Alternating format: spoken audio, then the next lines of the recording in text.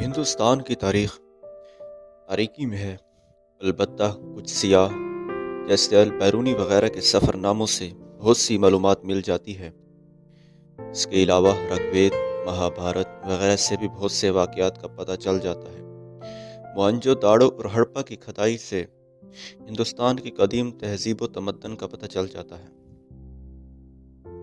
عام خیال یہ ہے کہ ہندوستان کی قدیم باشندے دراوڑ تھے۔ ان لوگوں کا قد چھوٹا، ناک چپٹی اور رنگ سیاہ تھا۔ یہ لوگ ملک کے مختلف حصوں میں بٹے ہوئے تھے۔ ان کا پیشہ کاشت کرنا اور جانوروں کو پالنا تھا۔ ان لوگوں کی شکلیں جنوبی ہند کے لوگوں سے ملتی ہیں۔ ان میں سے بعض لوگ تجارت بھی کرتے تھے۔ تجارت کے سلسلے میں ملک کے مختلف حصوں میں آتے جاتے تھے۔ اس کے علاوہ یہ تاجر ہندوستان کے باہر ممالک کا بھی سفر کرتے تھے، مثلا مصر، شام، بابل وغیرہ۔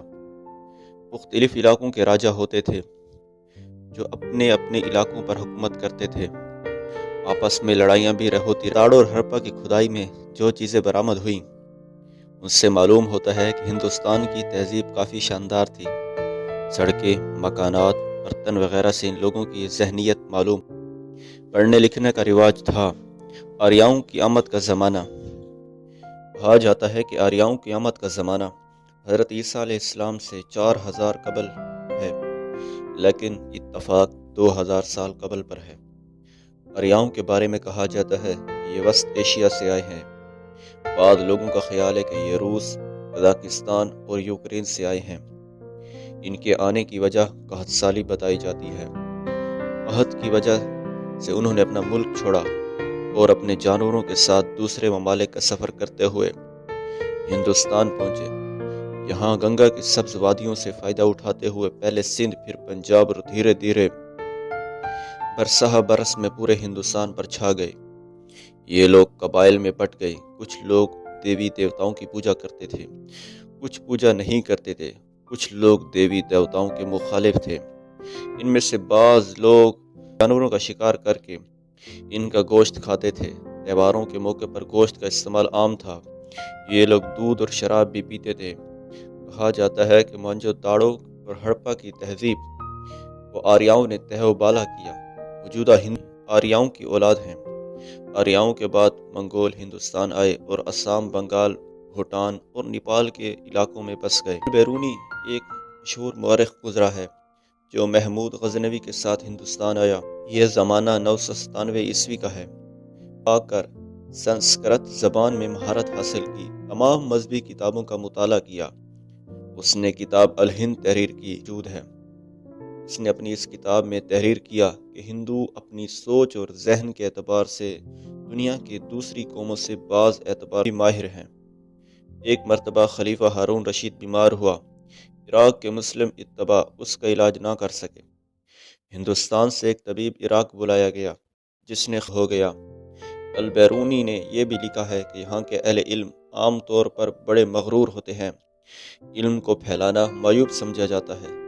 ایک خاص طبقہ ہی علم سے مستفید ہو سکتا ہے۔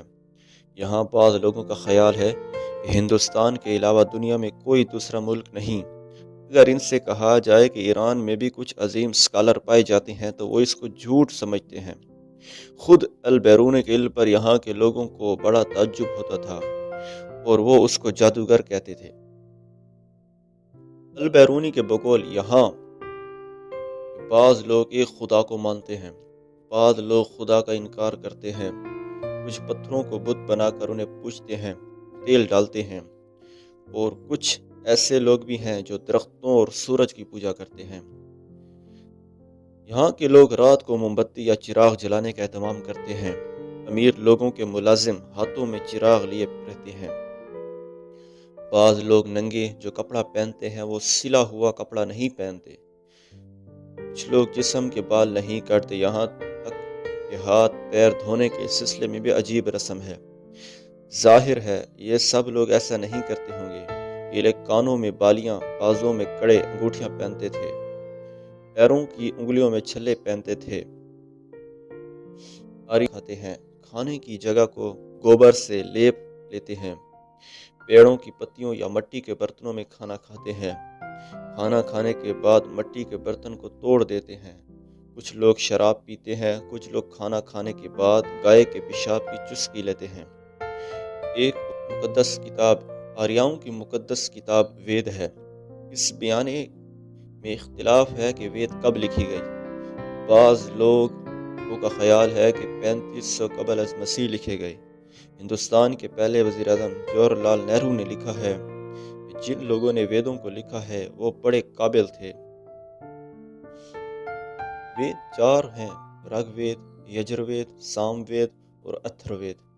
رگ وید یہ سب سے قدیم وید ہے۔ اس میں تمام منتر دعائیں جو مختلف مواقع میں پڑھی جاتی ہیں۔ یجر وید اس میں دعاؤں کے علاوہ عقائد بھی بیان کیے ہیں۔ اس وید میں قربانی کے سلسلے کی تفصیلات ہیں۔ سام وید اس میں مختلف منتروں کو یکجا کر دیا گیا ہے۔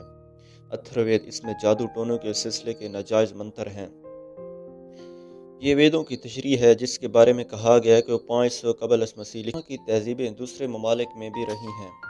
مثلاً عرب کے یہاں قتل و غارت گری عام تھی۔ انگلینڈ، امریکہ کا ماضی تاریخ تھا۔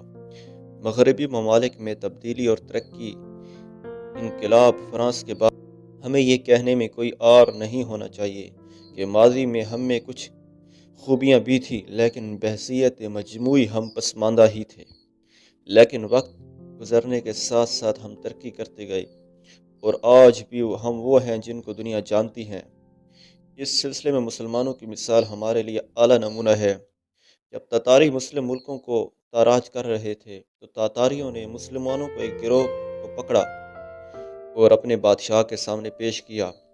تب بادشاہ نے نفرت کے انداز میں اپنے کتے کی طرف اشارہ کرتے ہوئے کہا کہ تم بہتر ہو یا یہ کتا؟ ان میں سے ایک عالم بھی تھے، انہوں نے کہا اگر ہم اللہ کے فرما بردار بندے نہیں تو واقعی یہ کتا ہم سے بہتر ہے۔ ان کی اس بات نے بادشاہ کے دل پر اس قدر گہرا اثر کیا کہ اس نے ان سے مزید اسلام کے بارے میں معلوم کیا۔ اب اسلام کا پورا تعارف کرایا گیا۔ بالآخر وہ حکمراں مسلمان لے اور پھر دھیرے دھیرے پوری قوم اسلام لے آئی۔